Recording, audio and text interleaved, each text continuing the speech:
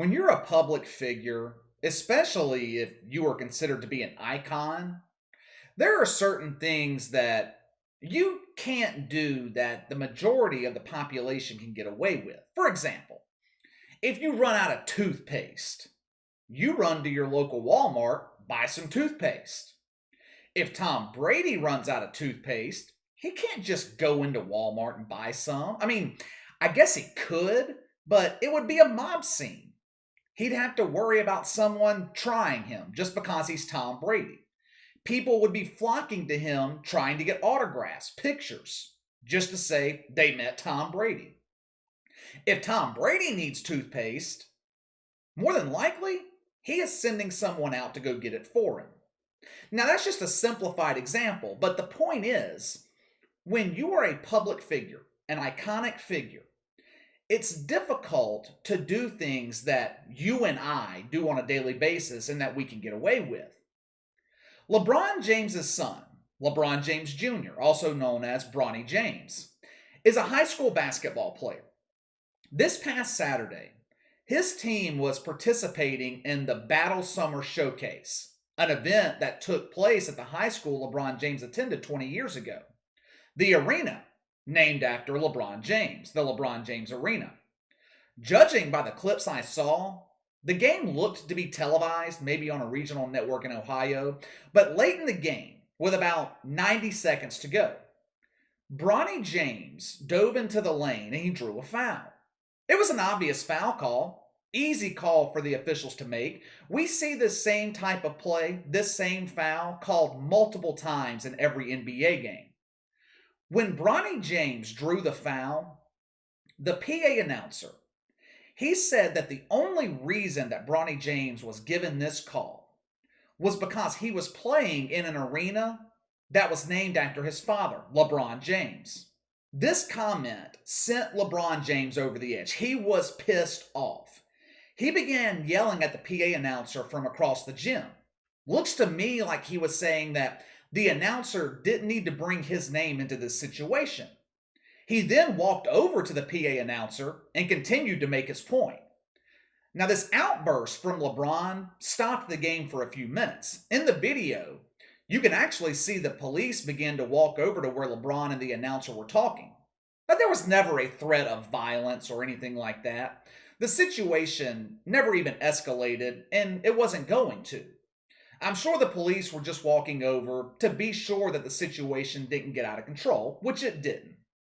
LeBron James, he said his piece, spoke his mind, made his point, and he moved on. He went back, sat down, watched the rest of the game.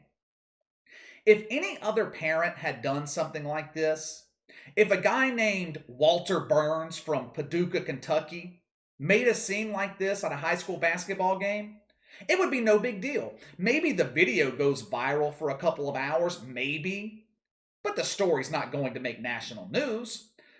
But because it was LeBron James, it becomes a huge story.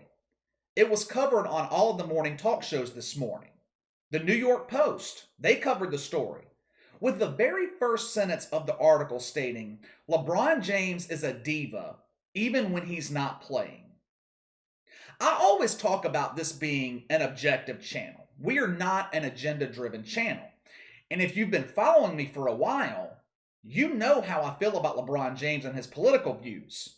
Me and LeBron, we don't see eye to eye when it comes to politics.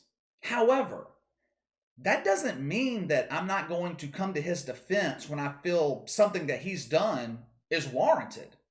In this particular situation, I understand completely why LeBron James did what he did. I'm not a parent, but I do have two nephews that I treat as my own kids.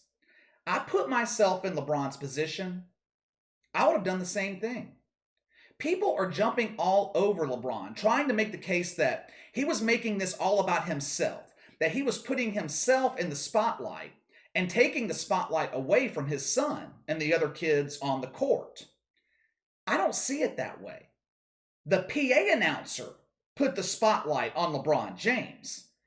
That comment he made about Bronny James only getting that foul call because he was playing in an arena named after his father was absolutely uncalled for. For one, The job of a PA announcer is to call the game, get the crowd excited about what's happening on the court. It is not his job to insert his personal opinion. He wasn't calling the game on television, he was calling it for the people in the gym. It would be like one of your kids playing in a game in your local high school. You're an affluent family. Maybe you donated the money to build the gym they're playing in.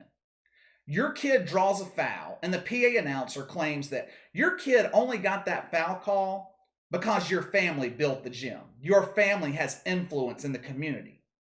How would you feel about that? I guarantee you, most parents would have done the same thing LeBron James did in that situation. Some are arguing that LeBron could have handled this privately, maybe pulled the announcer aside after the game and talked to him about it. He could have done that. He could have done that. But he was coming to the defense of his son. How do you think Bronny James felt when the announcer said what he said? I would imagine it was embarrassing for him. This is an adult going after a child. Bronny James is only 16 years old. The kid already has it hard enough. He already has enormous shoes to fill. He will always be compared to his iconic father. He will live in his father's shadow his entire life. And you want to make things more difficult on him by inserting his father into a game that he has absolutely nothing to do with. You don't go after people's children. I know LeBron James caused a scene, and because he's LeBron James, it becomes this huge deal. But I completely understand why he did what he did. And here's the thing. If LeBron had done nothing, if he had just sat on his hands, let this slide, you know what people would be saying? PA announcer goes after Bronny James, and LeBron doesn't come to the defense of his son. If you're LeBron in this situation, you can't win. It's a lose-lose. If you defend your son, you're wrong.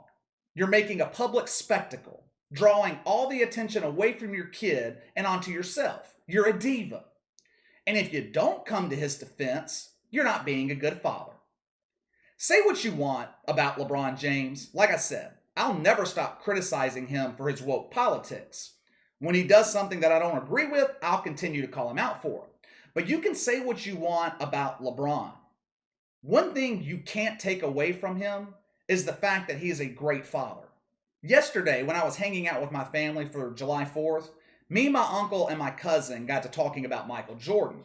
We were talking about what Jordan's career would have been like had the Bulls dynasty happened today in the age of social media. Michael Jordan was hounded relentlessly by the media in the 90s. They tried to tie his father's murder to Jordan's gambling habits. There were points throughout his career that the media went after Michael Jordan. But can you imagine what it would have been like for him with camera phones, social media, everything he says or does possibly being recorded? Who knows how many scandals Michael Jordan would have been accused of or been involved in?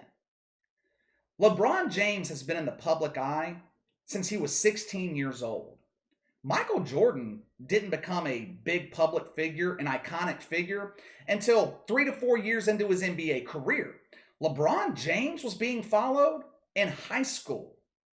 His every move has been scrutinized.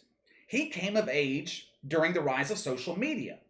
And not one time have we heard anything negative involving LeBron James. And when I say that, I mean cheating rumors, not being a good father, being a deadbeat dad, sexcapades, gambling addiction, drugs, alcohol, whatever you can think of.